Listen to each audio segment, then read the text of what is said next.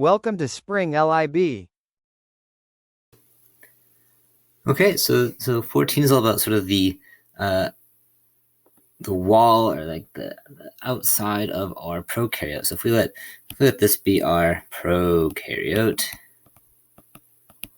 okay, and if we're just looking at sort of the varying wall structures, right? So some of them might have a capsule, sort of like a harder outer shell, like your shell of the M&M.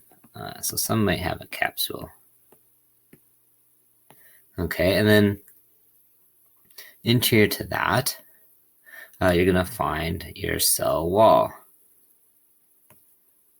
Okay, so we would have our cell wall here.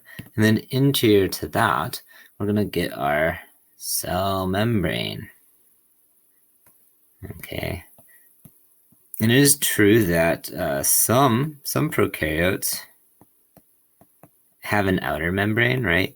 And the outer membrane, if it were to exist, would exist on the other side of the cell wall. And I think that's what makes this particular question a little bit confusing, right?